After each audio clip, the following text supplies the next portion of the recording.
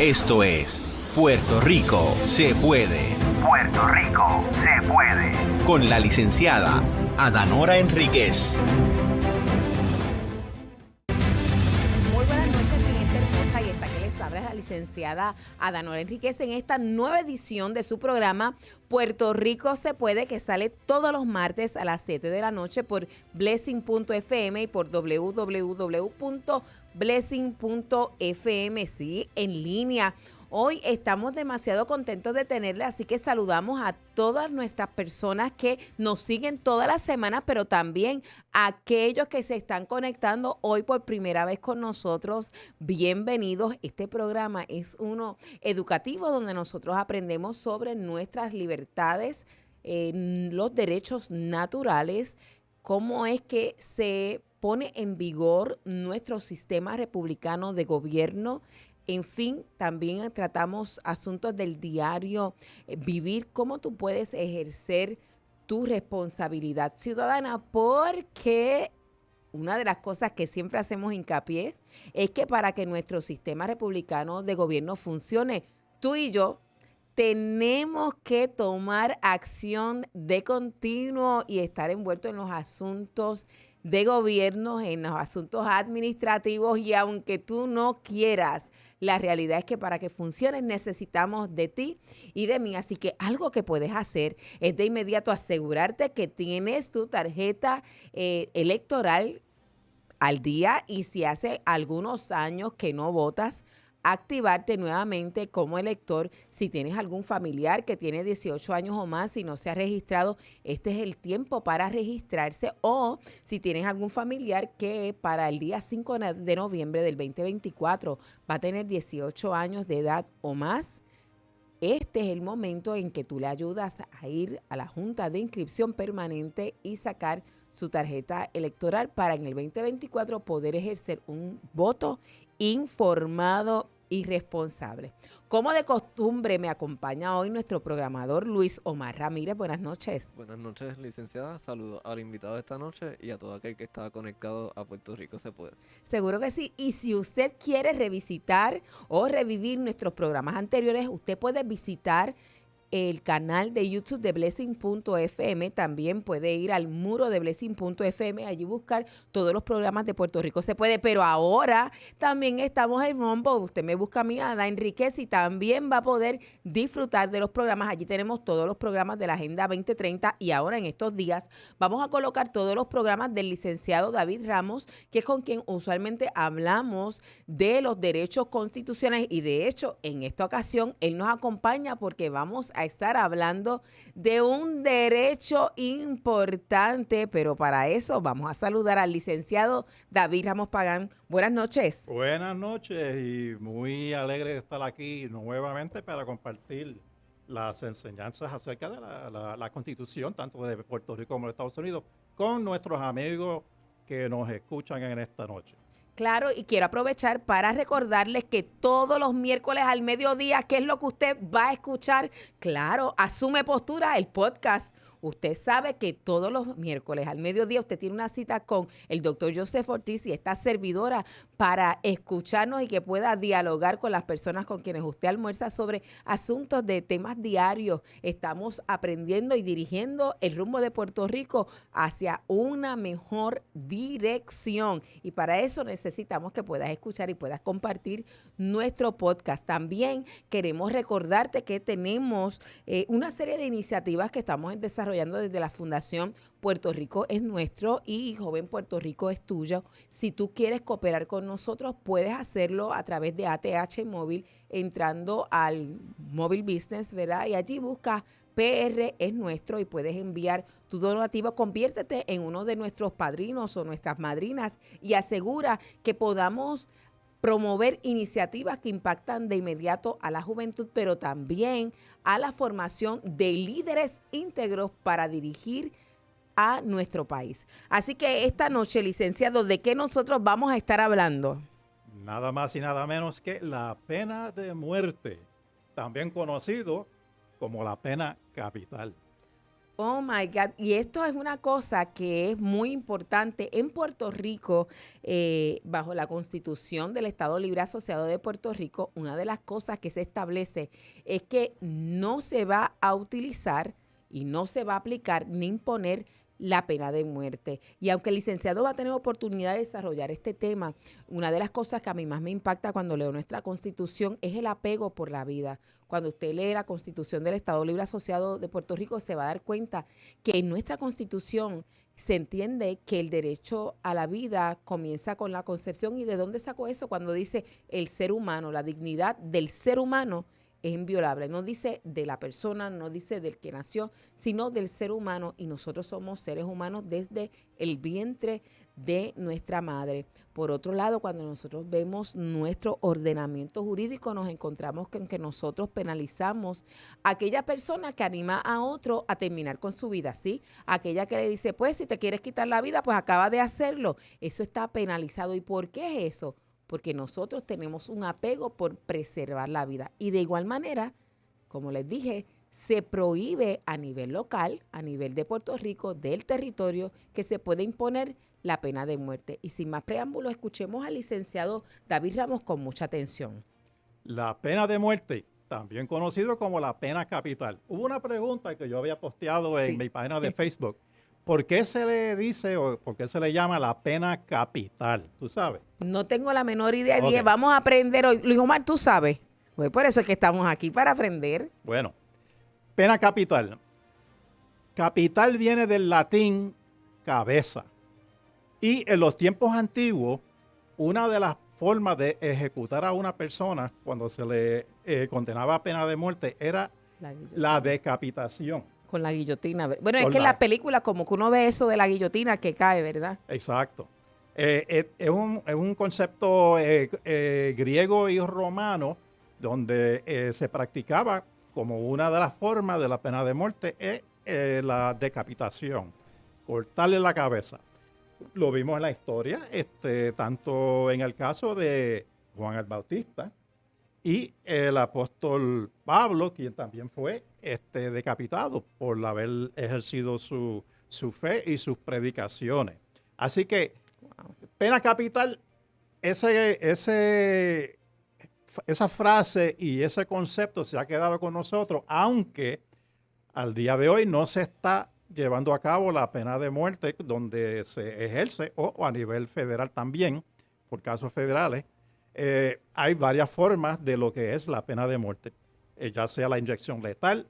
Hay algunos estados que todavía practican el paredón de fusilamiento, que tirotean a la persona, Wow. la horca, la silla eléctrica, pero vamos a ir poco a poco viendo el desarrollo histórico de la pena de muerte específicamente en Puerto Rico. En Puerto Rico, desde un principio, muchos años atrás, aún en los tiempos de los indios, la pena de muerte no existía. Eso lo importaron los españoles. Hay un dato registrado en la historia acerca de las primeras ejecuciones que se llevaron a cabo. Fue con 4 esclavos, eso fue en el 1514 aproximadamente, Wow. donde 4 esclavos fueron ahorcados por haberse rebelado contra los españoles que vinieron a colonizar nuestra tierra. Wow, mire esto, este asunto que les adelanté al principio del programa de cómo para nosotros los puertorriqueños el apego a la vida, ¿verdad? Se ve en nuestra Constitución. Acabamos ahora de escuchar al licenciado Ramos Pagán traer este dato histórico que para los taínos eso no era conocido, no era algo que se practicaba. Es con los españoles y fíjese que la primera vez entonces que se ejecuta a los esclavos, que nosotros venimos, ¿verdad?, de toda esa mezcla, pero cómo saber que después de eso retomamos lo que son nuestras raíces sobre la preservación de la vida. Así que en ese siglo XVI, donde se comenzó con ese estilo de ejecución, la pena de muerte, hay registrado históricamente que durante ese mismo siglo hubo 289 ejecuciones. O sea que en Wow. ese término de 100 años hubo 289 ejecuciones. Como 29 por año. Personas Sí, personas sentenciadas a la pena de muerte. En el siglo XVII bajó la cosa, como que ya dijeron, mira, vamos a dejarlo quieto porque nos van a ejecutar. Así que en el siglo XVII lo único que hubo fueron 70. Empezó a declinar, Empezó a reducirse. declinar. Igual en el siglo XVIII, que solamente hubo registrado históricamente 44. Ahora, en el siglo XIX, estamos hablando de 2800, empezó a subir de nuevo. Y hubo 144 ejecuciones que se registraron. Llegamos al siglo XX. Ok, ¿qué fue lo que ocurrió al finales del siglo XIX? Que aumentaron, exacto. Esa es mi pregunta. Ok, 1898, todos sabemos que una guerra famosa que ocurrió fue la guerra hispanoamericana, donde ya Puerto Rico fue cedido a través del Tratado de París a nuestros nuevos amos, los Estados Unidos. Y ahí empezó a cambiar un poco la cosa. No que se terminó con la pena de muerte, sino que ahora se iba a llevar a cabo de una forma distinta. Vemos que ahora en el siglo XX hubo unas ejecuciones en el 1927 de dos personas que históricamente hemos escuchado hablar mucho cuando se habla de la pena de muerte que existía en Puerto Rico, y es el caso de Arocho y Clemente, que fueron dos personas jóvenes. Uno se estimaba que estaba entre 17 años y el otro como los 24, que cometieron algo horroroso. Cogieron una niña que estaba entre la edad de 13 años y todavía estaba en quinto grado, y la siguieron en un pastizal que hubo, la cogieron, la violaron y la mataron. La dejaron allí en el pastizal. Y en el 1927 los encontraron convictos, fueron convictos por este crimen atroz y los sentenciaron a la horca. Ahora, un dato histórico que siempre me gusta inyectar, estos datos históricos que son interesantes. Esta ejecución ocurrió en lo que antes se conocía como la cárcel La Princesa. El edificio como tal es uno que todavía está allí, que hay un letrero que dice compañía de turismo o algo así. En el viejo San Juan. En el viejo San Juan, correcto. Que la próxima vez que usted lleve a la familia caminando por el Paseo La Princesa, aquel edificio que está casi al final, antes de llegar a la fuente aquella, ahí al final, que dice compañía de turismo, departamento de turismo, ahí fue que ocurrió esa ejecución. Wow. Ahora, era público, pero en ese momento, o sea, las ejecuciones eran públicas, la gente le encantaba, mira, vamos a ver, van a ejecutar a fulano. Era como veía un sentido de morbosidad de la gente querer ver cómo alucaban a una persona. Ahora, allí estaba citado la prensa y otras personas en particular que estaban invitados, gente especiales, pero que afuera de la prisión había tanta gente, una muchedumbre de personas que querían ver la ejecución, pero no los dejaban entrar. Y terminaron cogiendo y rompieron la verja para poder entrar y poder ver cuando ejecutan a Arocho y Clemente. Quizás podría ser por el tipo de crimen que se estaba enjuiciando en aquel momento, ¿verdad? Pienso porque sí, es una sí. niña Claro. Efectivamente violentada, asesinada, debió Exacto. ser difícil. Correcto. Así que podemos también nosotros observar otro rasgo que también nosotros tenemos, y es que los puertorriqueños somos dados a buscar proteger la niñez, aunque en este tiempo estamos teniendo algunos incidentes y está aumentando quizás el maltrato, pero la esencia es que a nosotros buscamos de todas maneras proteger lo que es la niñez. Ahora, muchas personas se creen que el caso de Arocho y Clemente fue la última ejecución que hubo antes de su abolición. Okay. Pero a los pocos meses después de Arocho y Clemente ejecutaron a un ciudadano que se se llamaba Pascual Ramos, quien también en el 1927 asesinó a machetazo a un mayordomo por una disputa laboral. Y se dice que el tajo Ese fue... era un mayordomo que trabajaba para él. O sea, no, él era el empleado. Ok. Es que Y- como dijiste mayordomo, pensé que era que trabajaba Sí. para él. Sí, no, este Pascual trabajaba, si no me equivoco, era en un cañaveral y tuvo una discusión con ese mayordomo. El mayordomo, quien a su vez se reportaba al patrón, Sí, al dueño. al dueño. Pero la discusión se tornó tan y tan calorada que Pascual sacó un machete y por poco decapita al hombre con ese machetazo que le dio. Y lo enjuiciaron, salió convicto y lo ejecutaron mediante la horca. Wow. Ahora, antes de seguir, voy a mencionar un poquito de retroceder. Ya aquí en el 1920, pues existía la horca, pero antes de la horca en Puerto Rico se estaba celebrando, practicando la pena de muerte a través de lo que le llaman el garrote. ¿Y cómo era eso? Ok, lo sentaban en una silla y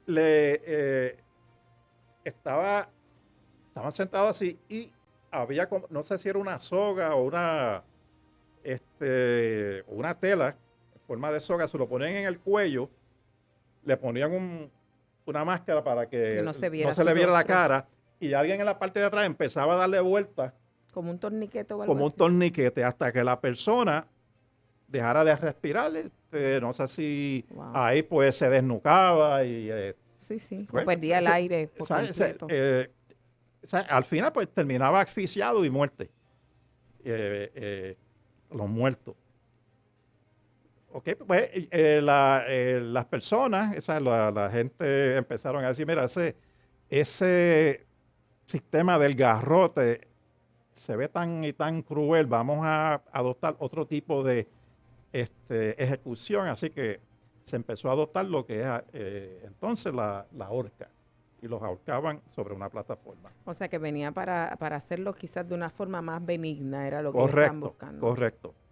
Y ahí es, aunque lo voy a tocar después, pero ahí ya estamos viendo cuál es la definición que más tarde se va a darle porque muchas personas dicen, mira, la pena de muerte es un castigo cruel e inusitado y por lo tanto se debe abolir.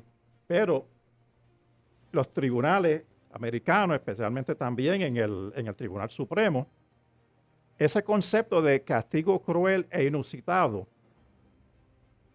no es que el castigo en sí es cruel, inusitado, sino en la forma que se lleva a cabo, Que se practica. que sí. se está practicando.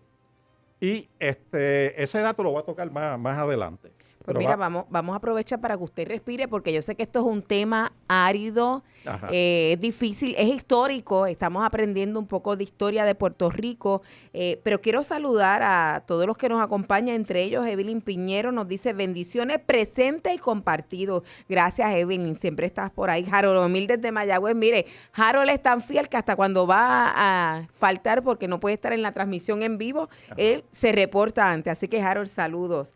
Está por ahí la apóstol María Victoria Rodríguez Cortés, directamente desde Yauco, bendiciones. El sargento Mercado, sargento, aquí estamos aprendiendo un poco, ¿verdad?, de historia. Saludos a todos, nos dice él.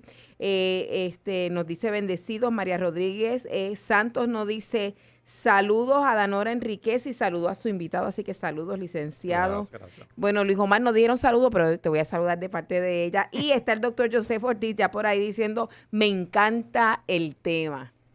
Sí. Pues, ¿seguimos entonces? Sí, seguro. Ok. El caso de Pascual Ramos fue el último caso de pena de muerte en Puerto Rico en esa época.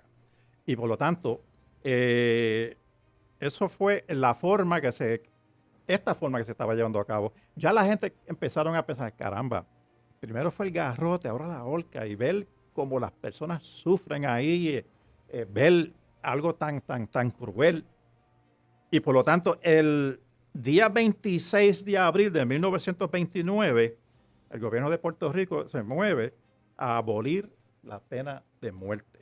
Wow, o sea que eso sí Mediante- tiene la historia antes de la Constitución. Claro, Ya habíamos claro. abolido Sí, mediante eso. la ley 21. 42 del 26 de abril de 1929 se abolió la pena de muerte en Puerto Rico. Sí, que son como 33 años antes. Correcto. La Y edad de ahora a eso Cristo. vamos. La edad de Cristo, mire eso. Sí. Ahora, en el 1952, cuando ya Puerto Rico redacta y ratifica su propia constitución, en su Carta de Derechos explícitamente decreta que no existirá la pena de muerte. Y ahí ya está claro. La Constitución, ya en la Carta de Derechos, se eliminó y se hizo claro, expreso, explícito, de que no va a existir la pena de muerte en Puerto Rico. Ahora, pasan los años, llegamos ahora, fast forward, a 1991. ¿Qué sucedió en el 1991? ¿Qué pasó? Se intentó reinstalar la pena de muerte mediante referéndum. Oh, sí, en Sí. el 91. Ve que yo no era muy política, yo no recuerdo haber participado en eso.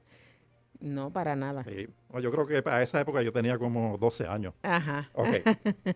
Pero la ciudadanía dejó mostrar su rechazo a la misma y por lo tanto no pasó para modificar la Constitución y la Carta de Derechos para permitirlo, sino el puertorriqueño se dejó sentir, nosotros no creemos en la pena de muerte. Qué bien. En el 91, de hecho, yo estaba viviendo en Nueva York, así que no Ok. podía entonces votar acá. Pero recuerda, no sé si tienes el dato del % que votó en contra. No me dio tiempo en conseguirlo. Pero ese fue el mismo año que yo llegué a Puerto Rico Ah, a empezar a ok. estudiar leyes. En el 91. Fíjate, Sí. yo regresé en el 94 a estudiar leyes. Ok. Sin embargo, en 1994 pasó algo en Puerto Rico ¿Qué pasó? con relación a la pena de muerte. Vamos allá. Ok. Ya que a nivel estatal no se podía y habían unos delitos que en Estados Unidos cualificaban para pena de muerte a nivel federal, se legisló y se aprobó el Federal Death Penalty Act of 1994, la ley de la pena de muerte federal del 1994. Y el alcance de la pena de muerte a nivel federal se expandió. O sea, porque muchas personas, pues, o sea, muchos estados que sí la tenían, las reservaban para aquellos casos que eran de asesinato en primer grado. Sí, sí. Y los serial killers. Así que Ahora, básicamente eso es una vida por otra, básicamente lo que nos Exacto. estaba hablando, sí. sí, ojo por ojo, diente por diente, Ujú. vida por vida. Ahora, la ley federal de pena de muerte, aparte de el asesinato en primer grado, también incluye el terrorismo y el tráfico de drogas en grande escala. Wow. O sea que un drug kingpin, como lo dicen allá afuera, Yes. cualificaría a nivel federal para la pena de muerte. Y nuevamente, si uno lo mira, independientemente de cuál sea la posición de uno en cuanto a la pena de muerte, mirando cuál sería el fundamento detrás, una persona que se dedica al trasiego de droga a gran escala ocasiona pérdida de vida, que la gente se enferme. O sea, hay una serie de deterioro, ¿verdad?, en cuanto a la calidad de vida para la comunidad en general que puede entender Claro, claro. ese tipo de castigo, ¿no? Exacto. Ahora, se aprobó en el 1994, por lo tanto, se hizo extensivo a Puerto Rico, pero a nivel federal, en el Tribunal Federal, por delitos que se consideran delitos federales.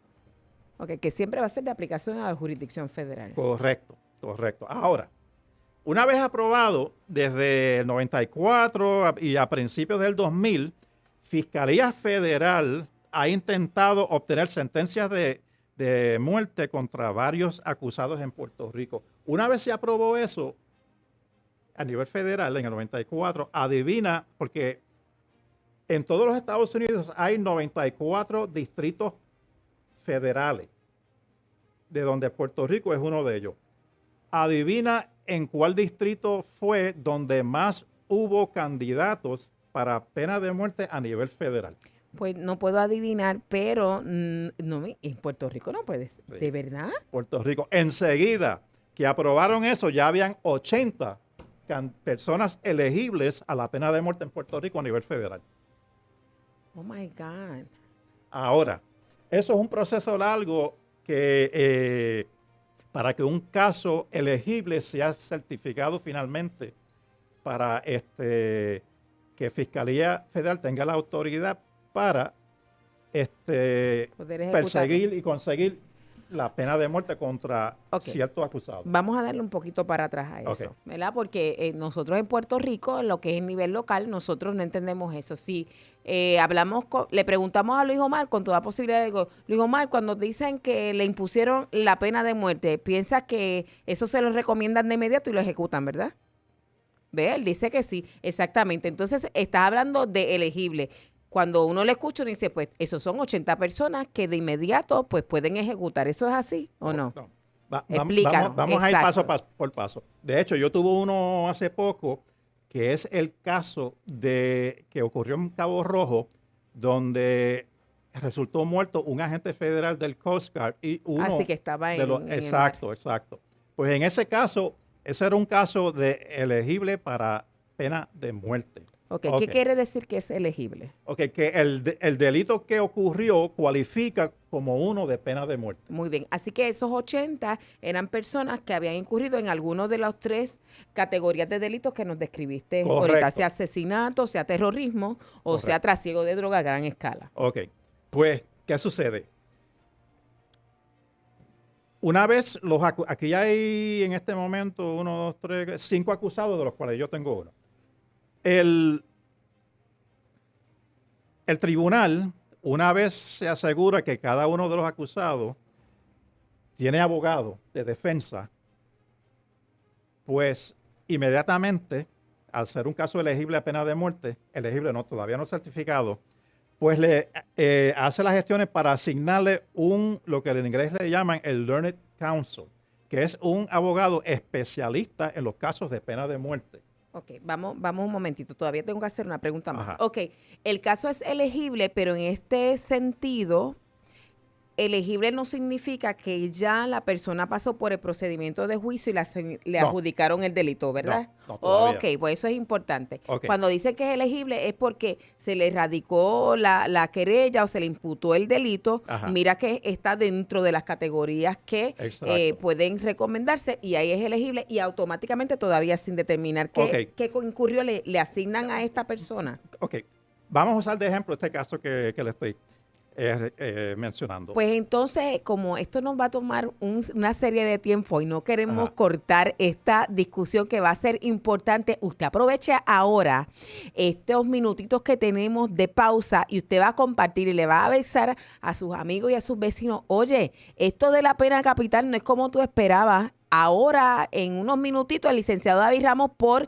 Blessing.fm en Puerto Rico se puede, nos va a explicar cómo se da todo este proceso. Así que pausamos y regresamos.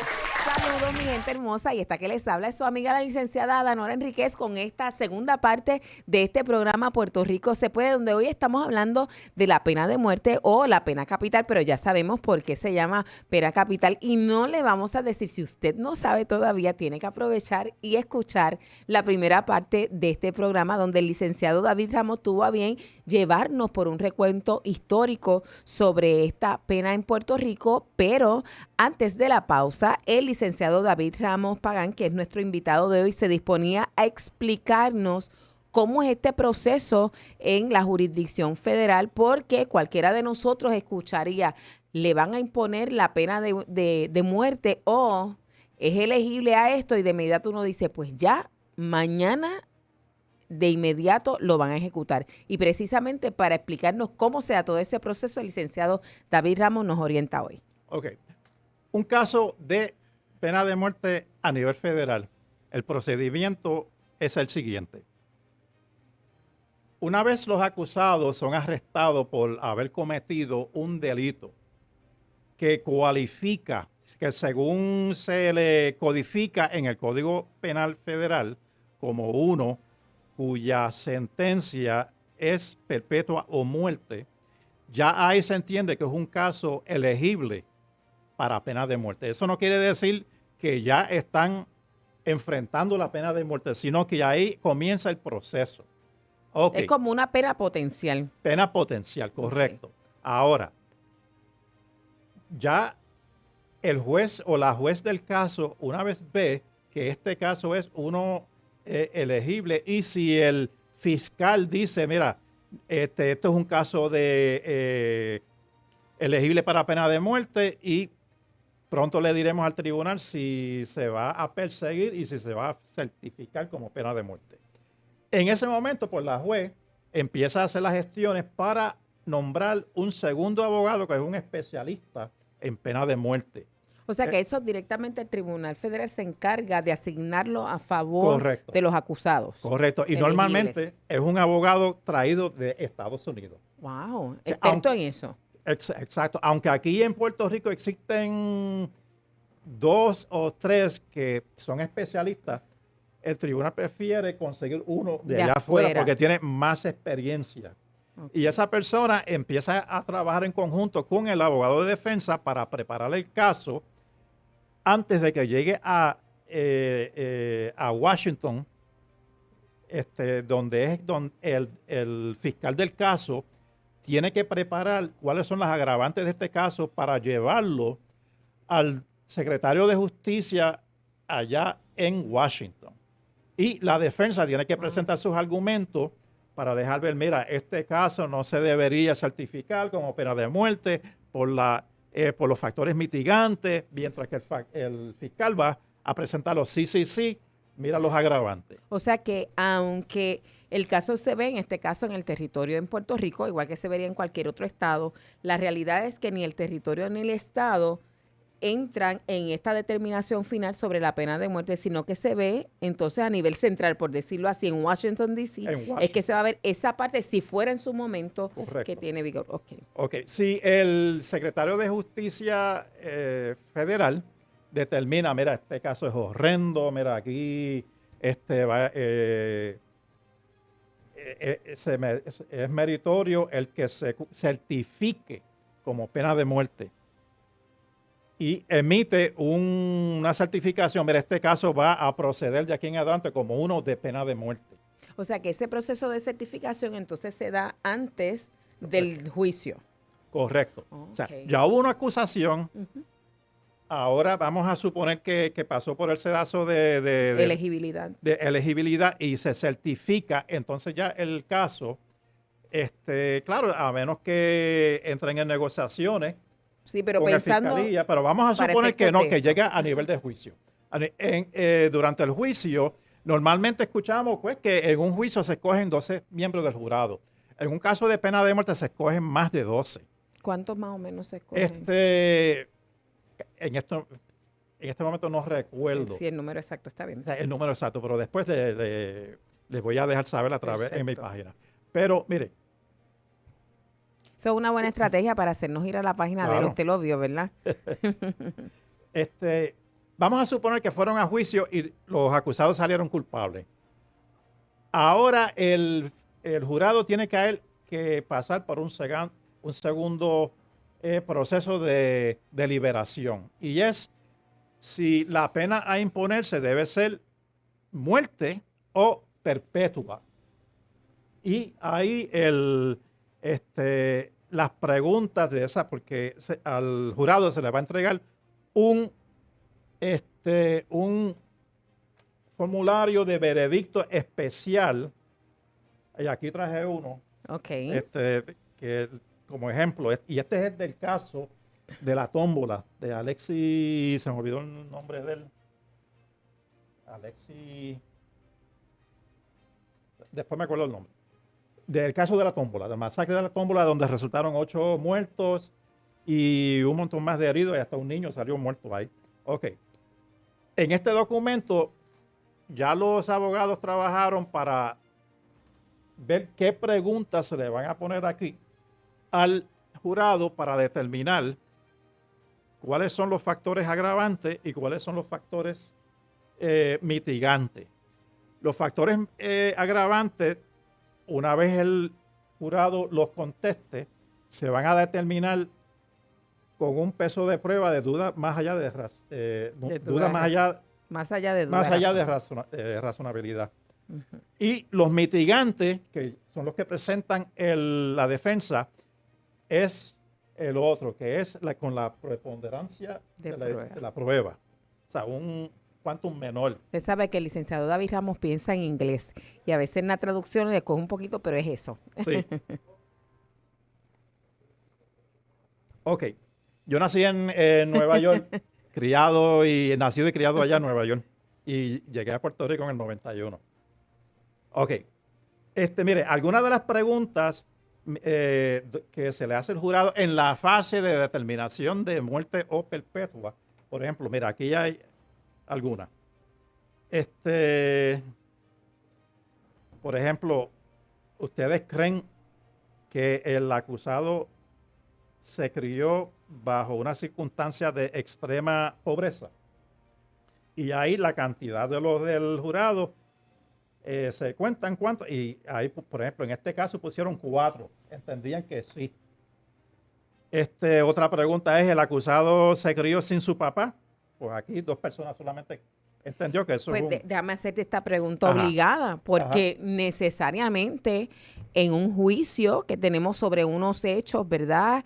Delictivos, no necesariamente entramos a conocer todo el historial de los acusados, ¿no? Pero para saber, Claro. porque veo las preguntas que hacen, Sí. ¿cómo el jurado sabría Ok. eso? Porque antes de entrar al deliberar en esta fase, va a haber unas argumentaciones de parte de la Ok. defensa como el fiscal.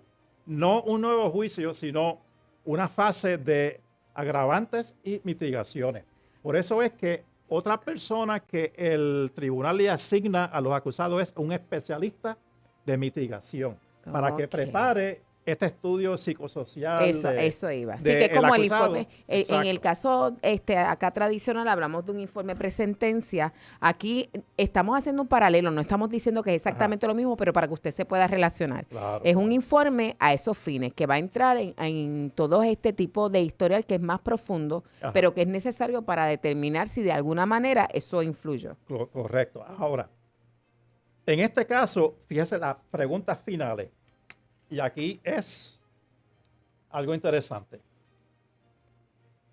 Al jurado se le preguntó en la fase de pena de muerte si ellos entendían por el voto unánime que la pena de muerte debe ser impuesta. No. Dice aquí, ustedes unánimemente entienden que la sentencia de vida perpetua, sin la posibilidad de salir De antes, salir, debe ajá. ser, exacto, debe ser impuesta. No. Tampoco. Ok, tampoco. Ok. Luego de deliberar, ellos pusieron aquí, no estamos habilitados para llegar a un acuerdo unánime en cuanto al tema del castigo. Y entendemos que el tribunal sea el que le imponga la sentencia de Esa era de la masacre, dijiste, de la masacre de la tómbola. tómbola. Correcto. Es que tenemos que, ¿verdad?, contextualizar. Así que Exacto. el jurado de la masacre de la tómbola, en buen español, le dijo, no, que el juez establezca esta sentencia, porque Claro. esta persona es culpable, pero nosotros no vamos a hacer eso. Sí, y lo más probable es que muchos sentirían temor. Por eso, a eso es a lo que voy, por eso lo contextualicé, Claro. porque, ¿verdad?, para que usted lo recuerde. Entonces, en ese sentido, ellos dijeron, con toda posibilidad y, bueno, Claro. legítimamente dijeron, pues el juez está ahí para eso, pues que lo Claro. haga él. Y vi de otros casos, y en todos los demás casos habían puesto así, perpetua, así. Ok. sea, no lo Perpetua dejaban. sin salir. Pero en fue el único que yo encontré que decía, no, ninguno de los dos, que lo haga el juez. Oh, eso es bien importante, ¿verdad? Exacto. Saludamos a Marisol Sánchez, nos dice bendecidos, también por ahí está Carmencita Díaz, y acá a los estudios llegó el doctor Joseph Ortiz, está por ahí, saludos. Bueno, ok. Una vez, vamos a regresar en cuanto al asunto historial de la pena de muerte en el aspecto federal, en el foro federal. Ok.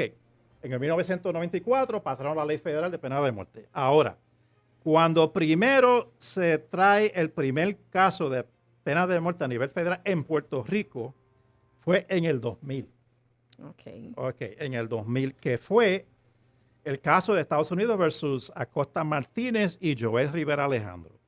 Ok, este fue el caso donde hubo el secuestro de un comerciante de el Minimart Pequeque, creo que fue en Trujillo Alto, y pidieron $1 millón por soltarlo. Ajá. Y que también la razón por la cual lo secuestraron es porque la familia de él estaba cooperando con los agentes federales en otro caso criminal. Wow.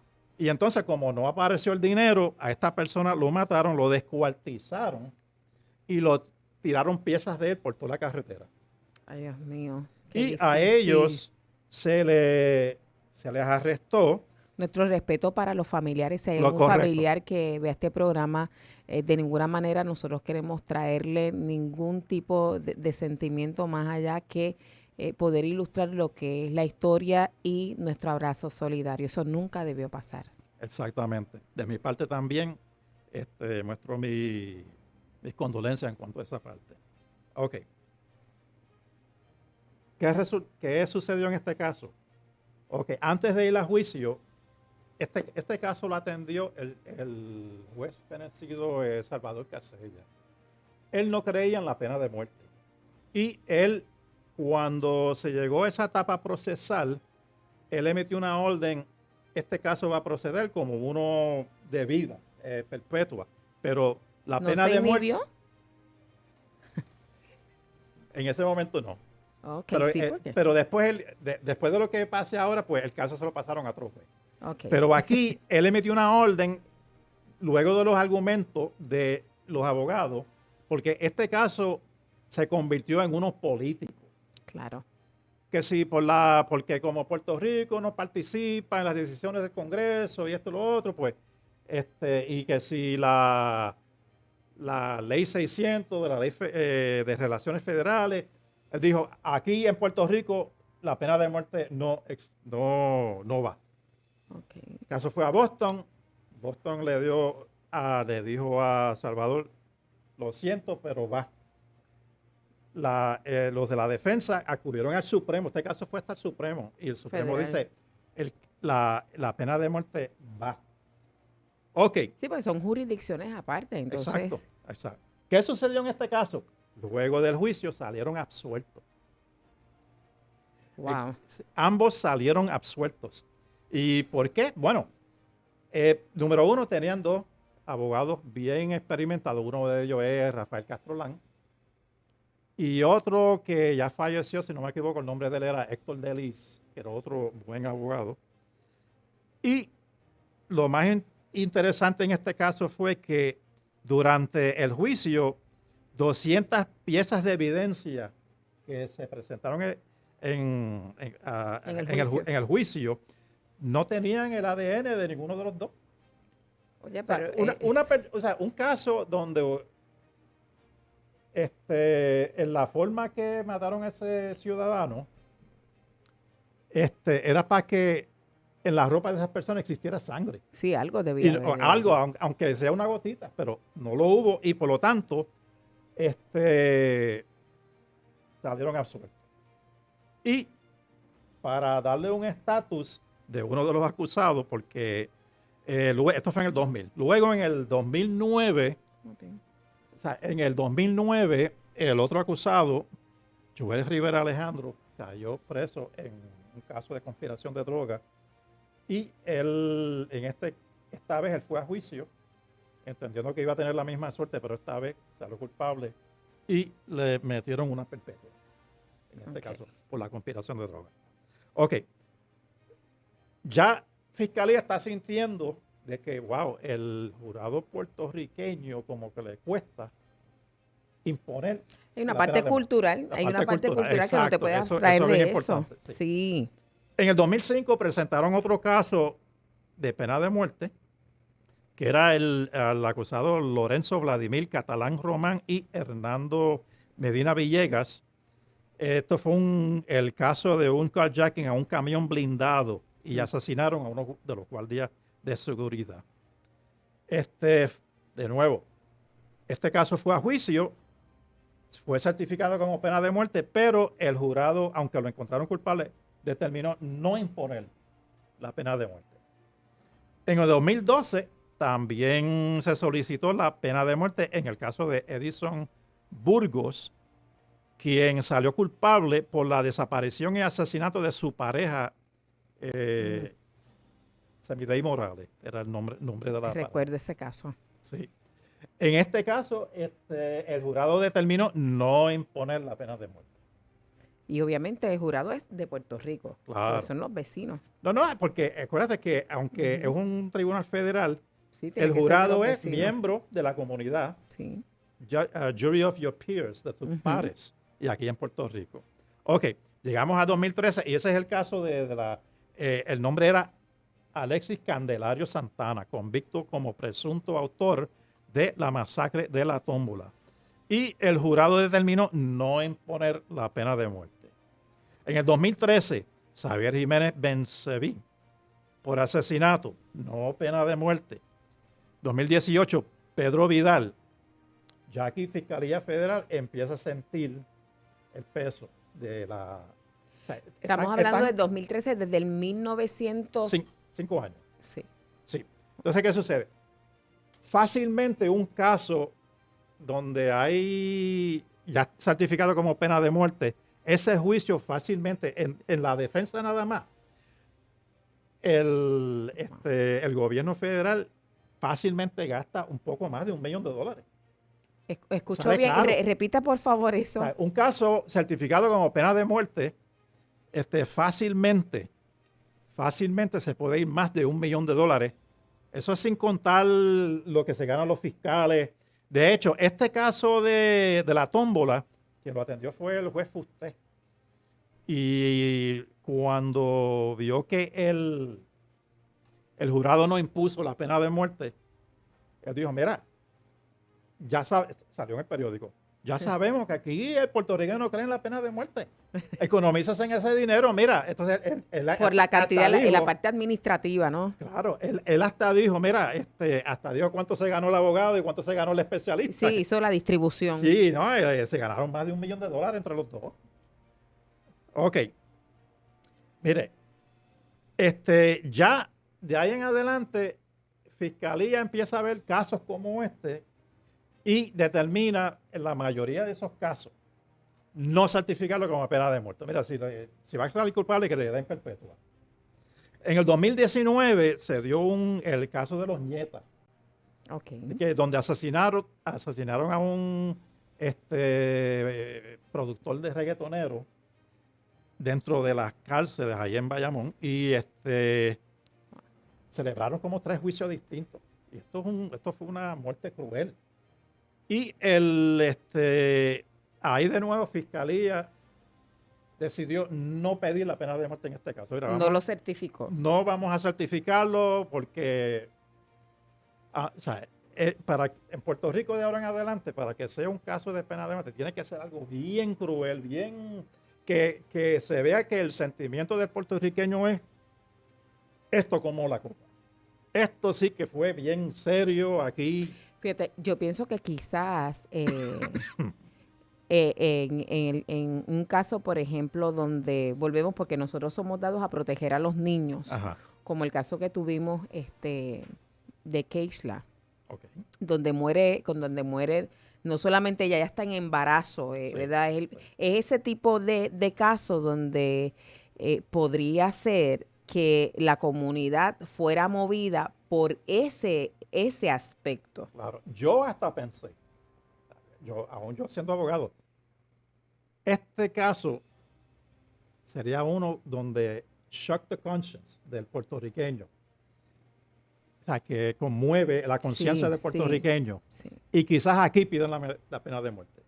Pero cuando vi la decisión que tomó Fiscalía, dijeron, no vamos a pedir la pena de muerte. No, porque ya ellos decidieron que no la van a pedir en No la van general, a pedir. parecería. No la van a Pero fíjate que lo menciono porque hay una falta de entender la cultura. Exacto. Porque si lo piensas, de inmediato tú dices, esto no, porque tú dices, pues esa persona se puede rehabilitar, esto, lo otro, pero eso es algo independientemente uno diga, bueno, nosotros tenemos unos principios, ¿verdad? Que queremos que alguien se... Pero cuando estamos hablando de la cultura como pueblo, decimos, es que eso nosotros no podemos permitir que los padres estén matando a sus propios hijos, ¿verdad? Y esta mujer, no, eso es algo que, como diría el boricua, llora ante los ojos de Dios. Claro, y como bien tú mencionaste, eso es un asunto cultural. Ahora, si comparamos la cultura de nosotros con aquello del estado de Texas, ya son dos polos opuestos.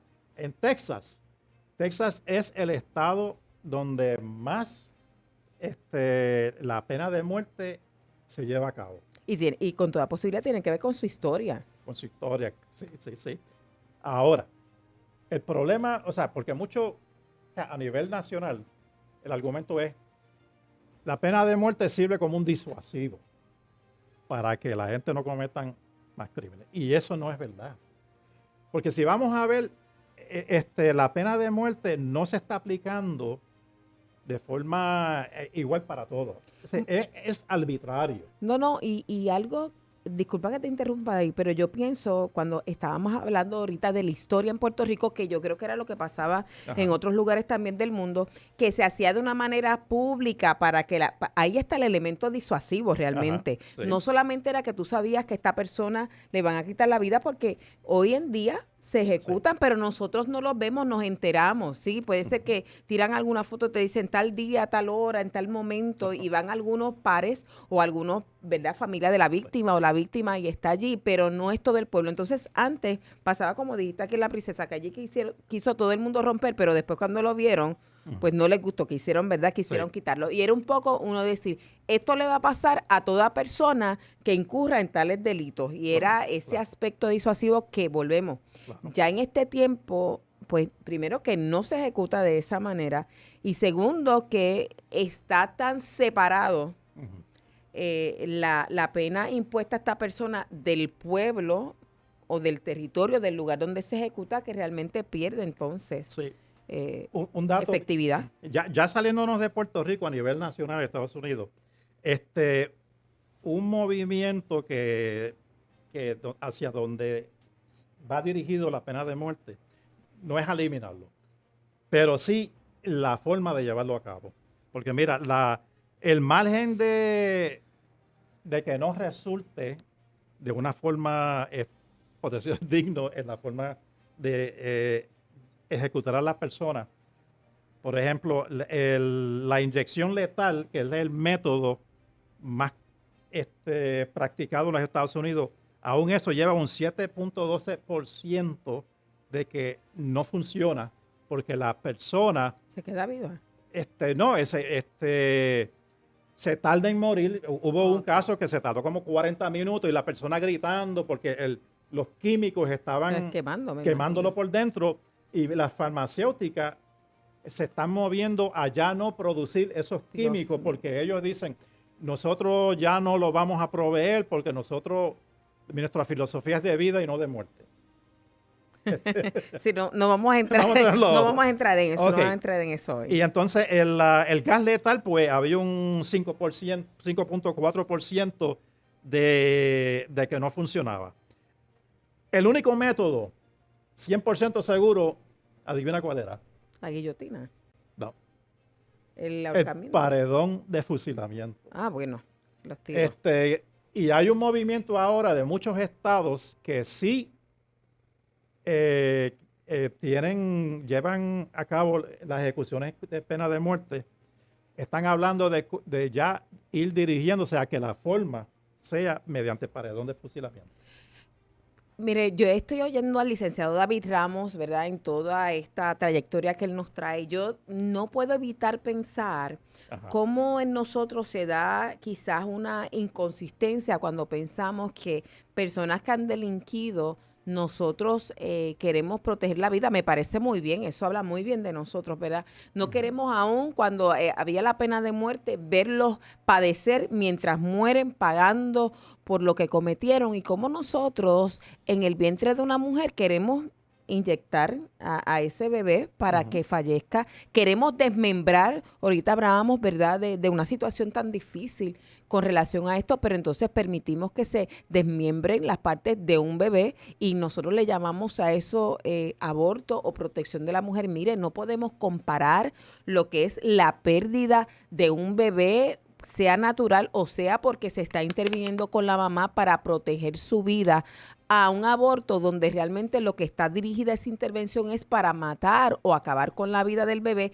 Y mirando nuestra trayectoria como buenos puertorriqueños con relación a la preservación de la vida aún de una persona que es delincuente, esto es una incongruencia. De hecho, con toda posibilidad usted va a decir, pero entonces esto no debe ser algo natural. Para nosotros no lo es, y la historia en cuanto a por qué se penalizaba el aborto en Puerto Rico tiene que ver con eso, nuestro apego por la vida. Perdona, David, pero tenía que incluir eso porque escuchando todos los detalles digo, wow, esto es algo que no tiene sentido. No lo tienen. Porque el tema de la pena de muerte es uno bien controversial, para mí es una barbarie. Para mí es una barbarie. Yo antes creía en la pena de muerte, porque a mí me vendieron la idea, que esto es un disuasivo para que no cometan más crímenes. Pero la realidad es que la gran mayoría de personas que han cometido asesinatos y matado a otras personas han estado bajo la influencia ya sea del alcohol, de las drogas.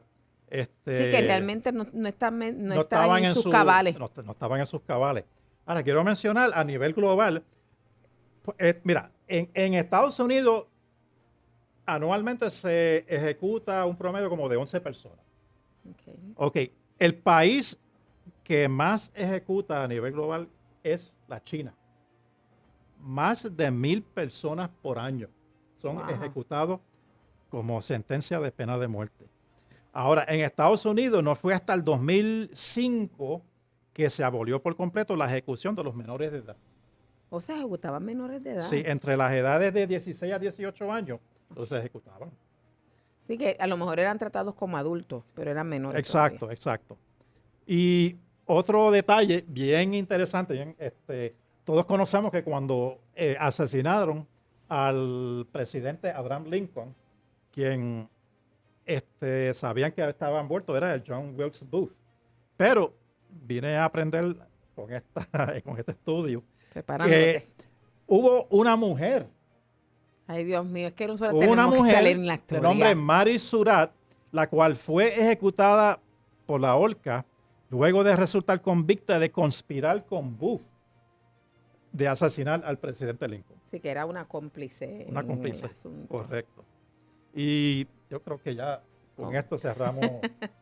Ya usted sabe, estuvimos aprendiendo hoy un tema interesante, bastante denso, pero muy importante que nos deja con mucho que pensar y que evaluar como puertorriqueños de cara a la administración política y nuestra legislación. Así que, licenciado, muchas gracias. Me imagino que ya tenemos el tema del próximo mes, si es que lo tenemos, porque la segunda enmienda y el right to bear arms, el derecho a portar armas. Muy bien, así que ya lo sabe, vamos a hablar sobre eso y va a ser interesante porque ¿por qué en Estados Unidos se promueve tanto esto? ¿Por qué es que se cree que la ciudadanía debe estar armada y qué relación tiene eso con el establecimiento del gobierno federal? De eso y otras cosas vamos a estar hablando en la próxima edición con el licenciado David Ramos en mayo. No tenemos la fecha, así que mantente siguiéndonos para que te enteres. Muchas gracias Luis Omar, y nos vemos este próximo martes a las 7 por Puerto Rico Se Puede.